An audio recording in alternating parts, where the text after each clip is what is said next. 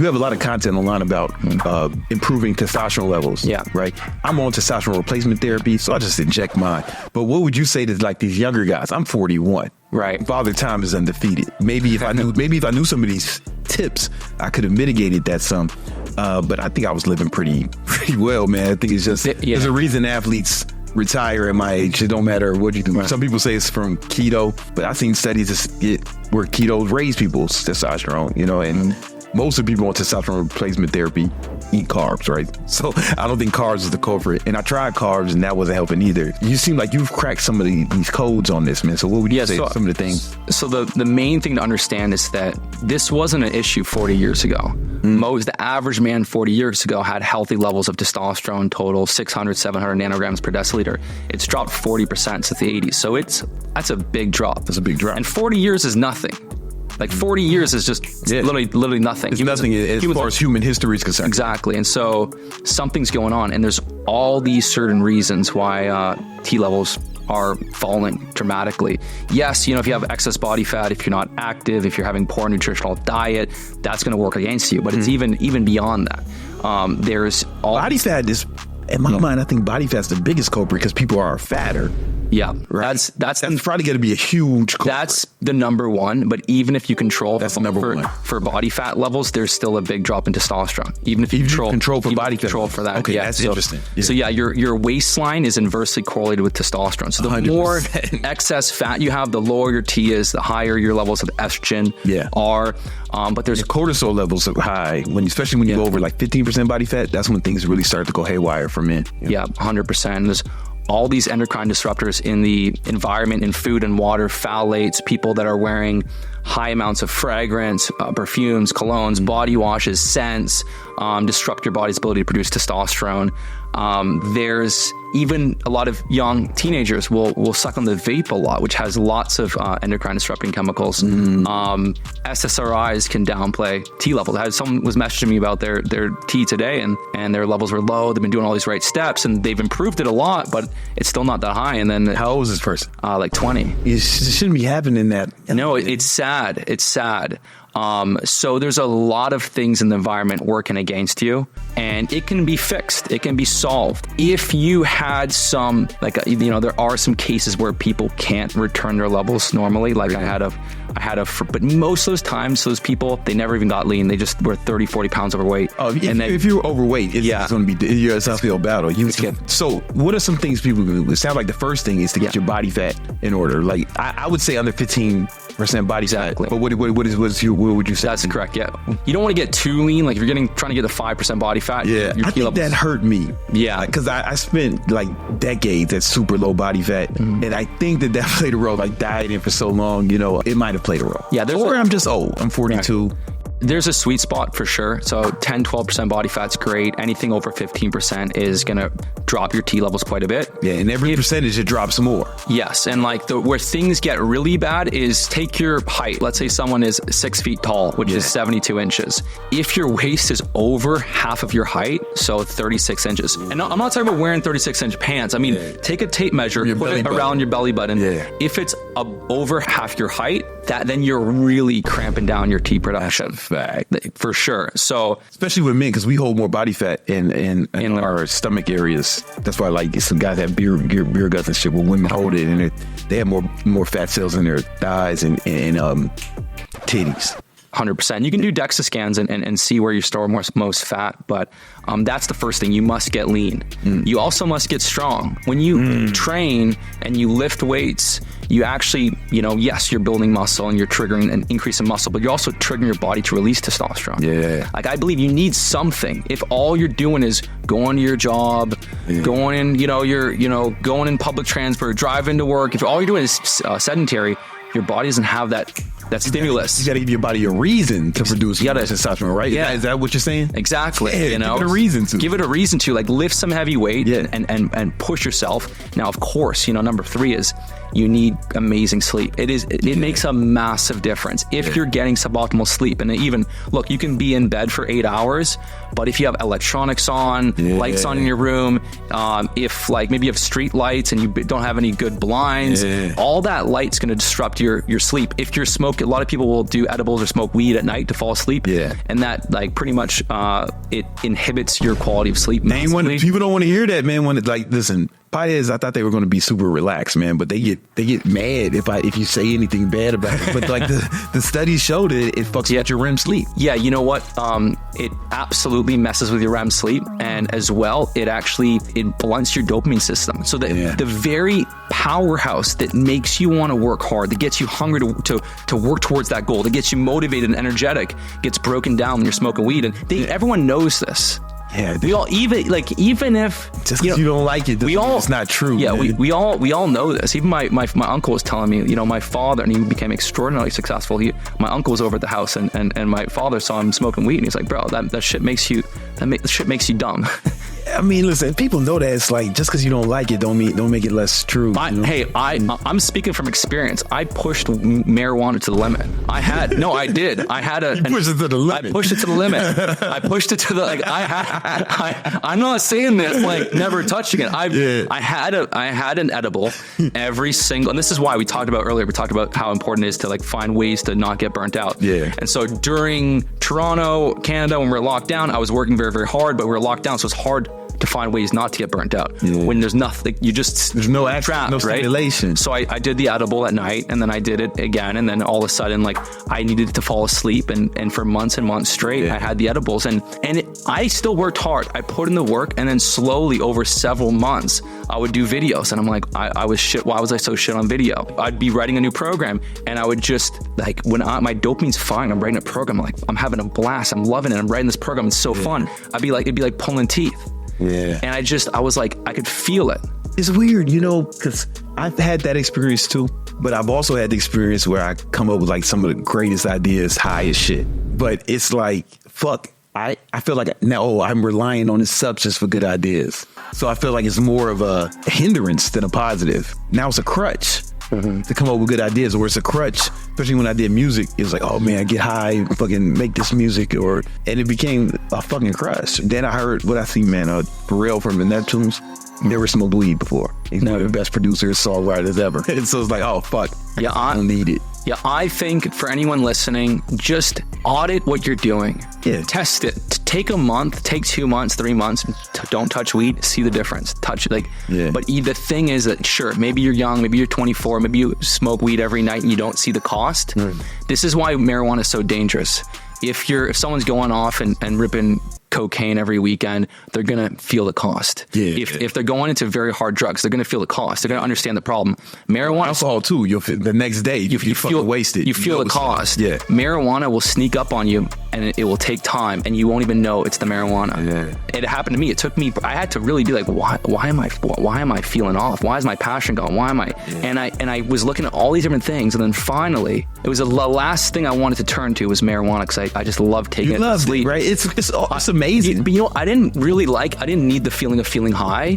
I just like to work really hard, and I don't do this anymore, thank God, but I like to work really hard, take an edible, just fucking turn my mind off, go on YouTube, watch videos. Yeah. I like that, but now I feel way better without doing it. I'm just telling you, man. Of course you do, man. Anything that kind of artificially gives you sort of a dopamine hit, it pulls something from you too. Yeah. Whatever it kind of gives you, it takes. And so maybe I'm having this fun night. I feel great. I'm watching this movie. It's so fun. And then the next day, you're missing that je ne sais quoi. Yeah. Yeah. So there's a lot of things people are doing. So like even doing a lot of marijuana can disrupt testosterone. Probably most recreational drugs, right? Yeah. They kind of rob you of. Do they affect your testosterone, or you think marijuana? I haven't gone down the rabbit hole, but absolutely. Marijuana is probably the main culprit because it fucks with your sleep, the quality of your sleep. Yeah. Even if you just love weed, forget everything we said bad about weed. It's proven to fuck with your sleep. We're just gonna fuck with your testosterone. Absolutely. And then alcohol also can impair your sleep, and then especially heavy alcohol consumption will drop testosterone. Bro, my whole staff, everyone has a sleep track. Yeah. And I keep track of their fucking data on there because I'm a psycho. Especially my sales team. Like, I need to see your sleep data, motherfucker. You know what I'm saying? So they either have the Whoop or they have one of these Oura rings. Motherfuckers, just one drink. Their fucking shit is haywire. Like the qualities, they may get the same amount of sleep, but the quality, the REM sleep, the deep sleep is like shit. You know what I'm saying? Just like one drink can affect it. And when people start seeing the data, they start drinking less. Like my girlfriend, she drinks way less now after she got an Oura ring. No one told her to. She just would look at her shit the next day, like, oh fuck. Yeah, I'll have like maybe 2 drinks twice a week. Yeah. I enjoy tequila. That's, like the drink. Yeah. At least that's what I remember. Because I think when we first met, I drank too. Yeah. I stopped like soon, like relatively early, but I remember But you're always very composed. Yeah. You're always very, I think in my mid-20s, I didn't really drink or party much when I was 19 to 23. And then my mid-20s, I definitely had some fun. Greg would go at the bar and drink.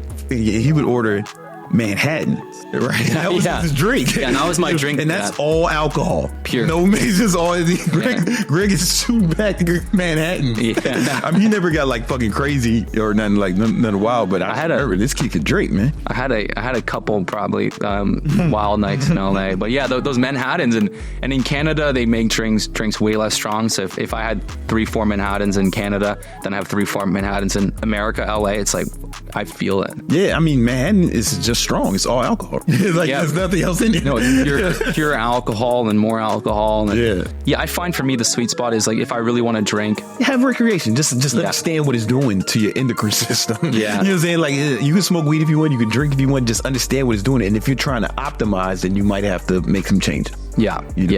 I found a sweet spot. But yeah, for guys getting hammered once or twice a week, you're definitely pumping the brakes on yourself. Yeah. Well, what else? What other things can people do? Get support? Yeah, let's talk about what can they do to raise it now. Now, we talked about some of the things, unless there's more things that are fucking it up. What else can they do to raise it? You know? We said lift weights. So heavy lifting, sprinting are the best forms of exercise to increase testosterone. Now, it's important to state that overtraining is just as bad for testosterone as not training at all. So if you're overdoing it, even for example, a lot of people, if they're doing cardio, they like to do the biking. I call it beta boy biking. Are you on the bike? That's like the only cardio I do. Okay, people love the bike, but it's been shown to like reduce sperm count and lower testosterone because of the way the seat kind of crushes. It's too much pressure. You're not really meant for it. Wait till you see my seat. You got a special seat? My seat is like this seat you're sitting in. Okay. On my bike. Yeah, if you I have a desk. It's a desk bike or a dike. If you have the dike. Yeah, like I ride the dike all the time. If you have a good seat, got 2 dikes in here. But like those biker seats that shit'll fuck your balls up. That's not good. So if you get the good seat, you're fine. But if you're training for a marathon, doing excess amounts of chronic exercise, it actually can lower your levels. I actually had a friend that was training for a marathon and triathlete stuff, and their levels went down a lot. Yeah. So you want to train heavy and intense, and you want to take rest, even if you're sedentary, right? So if you're getting less than like 5,000 steps a day, your levels are a lot lower. Hunter-gatherer ancestors walked 16,000 steps a day, which is a lot. That's a lot. But I recommend get 10,000. Yeah, at least. I'll do 14,000 when I'm really getting chiseled. When I'm trying to get ripped, I go for 20. I do about 20. 20. Yeah. Great. So you want to optimize your sleep. You also want to get vitamin D status. Vitamin D, yeah. So the thing about vitamin D, though, is that if you're getting it from the sunlight, it depends on the angle of the sun. So the sun angle's too low, you'll get UV. You can actually burn without getting any vitamin D. So I actually use an app called D-Minder, and it fluctuates. And like there's peak times where you can get vitamin D. What is the peak time? Around like 12:30 to 2. That's like, yeah. Because Gary told me that it made out of it for this reason. Gary from 10X, because he's my neighbor from Mad Long. Like he lives in the building next to me where fucking David Beckham.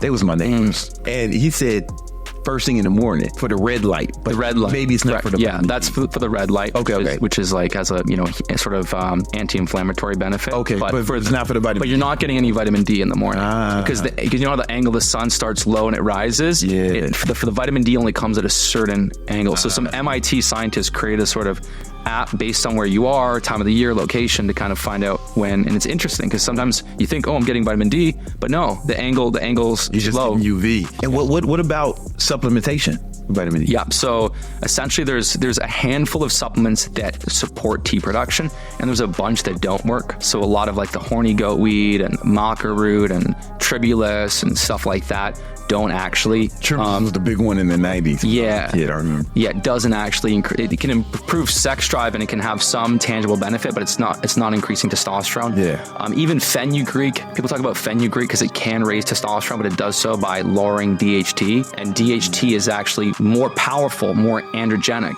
than testosterone. So it's kind of like you're kind of getting more T, but you're losing out on something a bit more powerful. Vitamin D, no? Does it like supplement it? Vitamin D you can supplement it for sure. That's good. I think it's real important I just want to say this for like people of color to supplement with vitamin D, because our skin was made to be outside all day next to the equator and shit. And most of us are living like that, especially if you live in Chicago or New York or something. You're not getting any sun exposure, right? The melanin is blockaded, right? So it's super important. This is why, like during C19, there was such high rates in the Latino and Black community, because vitamin D has been shown, just 2,000 IUs of vitamin D supplement a day has been shown to be just as effective as a flu shot. Yeah, no, absolutely. So especially if it's super important if you're like Black, Latino. Yeah, there's so many chronic illnesses that are linked to low vitamin D status. Even in Canada, we have we have higher rate of multiple sclerosis. Vitamin D, and it's it's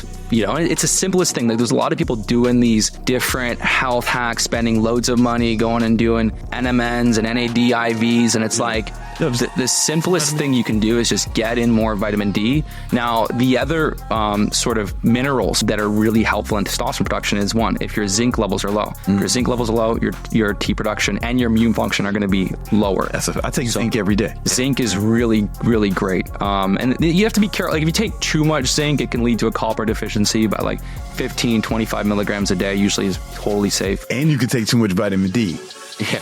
If you're taking super high doses, you got to add vitamin K because something bad happens that I'm about. Well, yeah, so, correct. And like vitamin K helps sort of move calcium into your bones and teeth. Yeah. Vitamin K2. So K2 is really, really good. And it's also great for, dental health.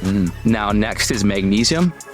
So yeah, magnesium, actually, it's a very common deficiency. It's hard to get high amounts of magnesium these days. And the micronutrients in foods and soils have gone down. So you're not getting as much. And so magnesium is also great. And again, anytime you're dealing with something, some people have anxiety, poor sleep, depression, and they want to immediately, let me take an anxiety drug. Let me take a sleep drug. It's like magnesium can solve a lot. It's amazing for mood. It's amazing for sleep. It can support, anxiety. And so magnesium has also been shown to increase total testosterone production. Really? In athletes and sedentary people.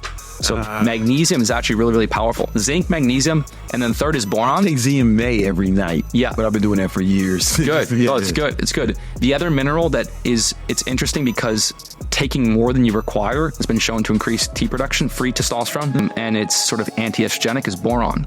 Boron. Yeah. It's a mineral that helps increase free testosterone, and it's you can take 6 milligrams, and then there's all kinds of herbs. So you got ashwagandha. Ashwagandha is sort of an adaptogen, helps your body regulate stress. Yeah, I take that at night. Yeah. The only thing, because I don't use ashwagandha, the only reason why is that it is linked. Some people don't notice this. A lot of people do if you Google ashwagandha side effects, but it's sort of linked to sort of a reduced ability to experience pleasure. Really? Yeah, it kind of makes you a bit more like cut off and numb. So some people take it when they're going through something really stressful. Yeah. Or they take it once in a while. Because it blunts the feeling. It blunts your feelings, which I personally, and I've had some people that have, taken it and like, I don't like it. So I think it's ashwagandha. You can use it short term. I don't like to use it, every day because I find I like that je ne sais quoi. I like to I never heard that. I'm gonna come off it for a while. Yeah, come off it, see if you feel a difference. Yeah. And then, there's also, Fedosia, which, Huberman's talked about, which can help increase T production and it's supposed to be pretty powerful, but it's sort of a little too early to take it. It's still linked to like toxicity in the testes. So it's one of those ones where, again, we're like, if you're going to take it, you gotta be really careful and you want to cycle that off for sure. Yeah. And then you have like the Tongkat Ali, I think is probably the most powerful. What? Tongkat Ali. What's that? it's a herb from Southeast Asia. It's been used for centuries. It's been shown to support tea production and sort of athletic performance, body composition. Tongata is really powerful. And then the last one is Forskolai, which comes from the mint family, which interestingly enough, mint tea, if you were to drink mint tea, it actually lowers testosterone. Really? Yeah, mint lowers testosterone.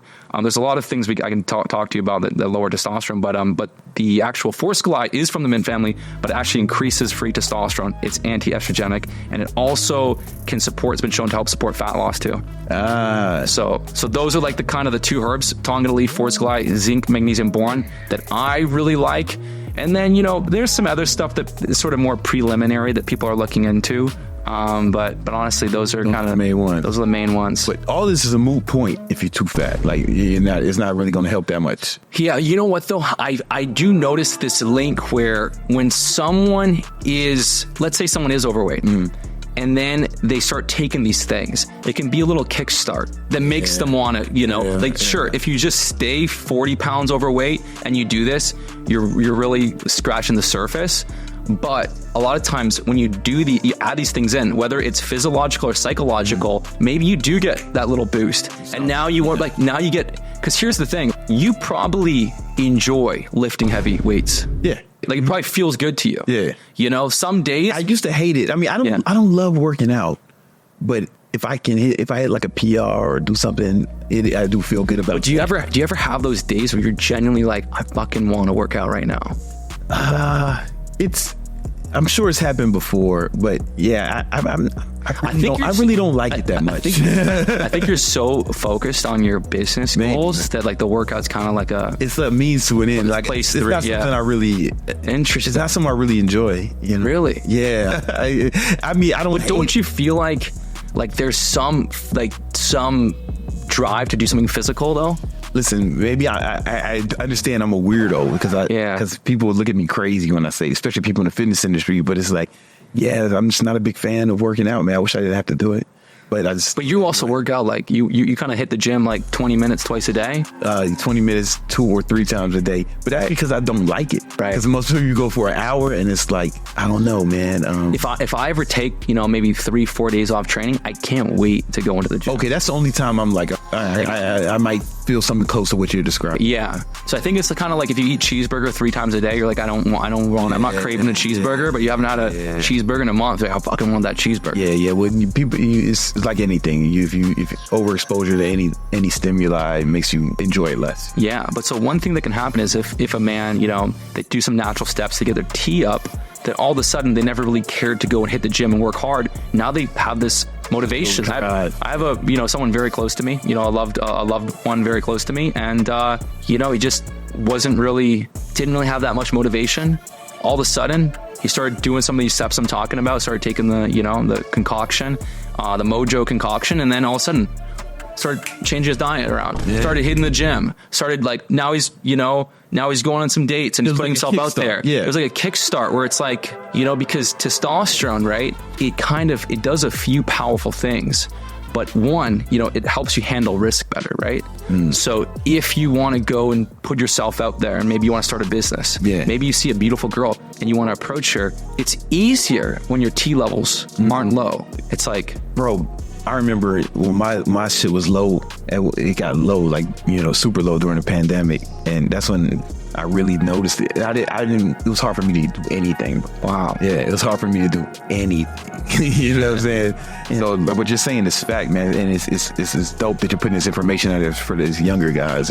Yeah, and I also recommend pretty much any man, especially if you're 25 to 35, at least go to the doctor and get your first blood test. Yeah. Just to kind of see a baseline. Where you at? See where you're at. Because again, it is also somewhat individual.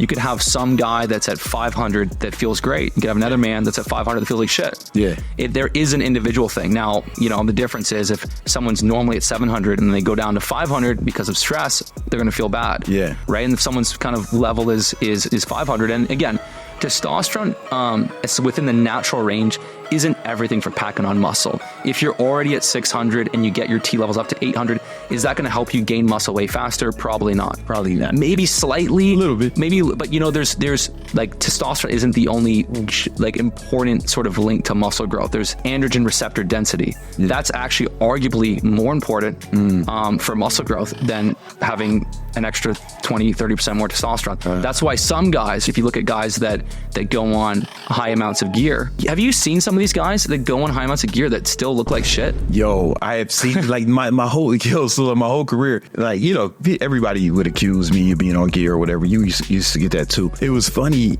Like some of the people who were like, man, you got to be on something. Some guys would come to me like, and they're like, nah, it's like, I'm on something. I'm like, you on? Damn. I'm like, you're taking drugs? Look like that? I was never even suspect you at all. I've seen some people telling me they're on these crazy stacks. I'm like, you're an idiot. You're hurting your health. For a fact, he does training for people at Olympia.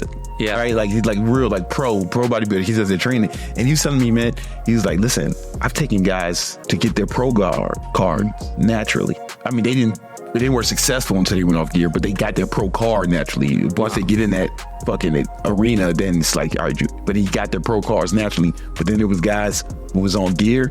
He said some of them just wouldn't respond. Like no matter how much gear he put them on, they just wouldn't respond. No, it's a real thing. It's individual. Some people die. Yeah. Like everybody's different, man. Some people die if they eat a peanut. You know, everybody's there's individual variants for sure. So so like the benefits really of getting your T levels dialed is, yes, if you're really low 300, you get to 600, you're gonna be able to build and support a much better physique. But if you're already at 600, you get to 700, 800. It's more of a subtle benefit. But I find you get more energy, more confidence. You sleep better. Yeah, the energy. Yeah, bro. Like I'm 41, so keep that in mind. I went on TRT when I was like 38, going on like 39 and shit. Yeah. It's important for young guys to do it naturally. Like I waited until I feel like there was nothing else I could do, because once you go on, you want forever. You know what I'm saying? Like, and so man lives to 75. I'll probably push it past that, but I'm middle aged, so you start doing it in your 20s. It's the majority of your life you're on this drug. You know what I'm saying? Like, and you don't want to have to do that. If you can mitigate that naturally, it's cheaper, and we don't really know what the long-term effects of testosterone replacement. And you can maintain really solid T levels and a very solid physique in your 20s, obviously your 30s, your 40s. But like there seems to be some of this thing called sort of reverse puberty, where as a man, when you kind of go from late 40s, or when you kind of go from like the late 40s, early 50s onward, it's much harder to have a lot of strength and muscle. Yeah. So if there is a time where someone was like they wanted to optimize themselves, it would be kind of in the 50s kind of whatever your doctor says. But if I was you, I would do what Greg said first when you're young. Yeah. You know what I'm saying? Like I waited till I felt like it was the last moment for me. You know what I'm saying? I tried the other shit, it wasn't really working. And honestly, the most fun benefit of getting your T levels dialed to me is like your sex drive is linked to ambition. If you have a bigger libido, a bigger sex drive, that same part of you can channel that into goals when you get your T levels up. And the first thing you'll notice when your T levels drop is my sex drive. Your sex drive's down. Yeah. Like, so I'm pretty lean right now, but when I've gotten super lean, I feel it. I'm like, my sex drive is lower. So you don't want to get too lean, but the point is that when you get your T levels up, you have this amazing sex drive. And it's like, that's like a secret weapon as a man. When you have a very high sex drive, you don't have to go don't watch any porn. Don't cause some guys will just waste all that energy and they'll be putting into porn and playing video games. I think that for sure, if you channel that, you can use that to better yourself. In fact, I believe that. So you want to have a high sex drive. Like you want, especially as a 20-something-year-old, you want to wake up. If you wake up and you don't feel like, fuck, I want to tap. Yeah. If you wake up and you're like, oh, Tuesday, oh, Wednesday. When I wake out of bed, I'm like, holy shit. I'm like, my shit was too high in my 20s, man. I was a menace. Nothing nefarious. Just like, it was too much. It was intense. But listen, you had to have those experiences. Hey, you got to, man. You got to get it, man. You got to.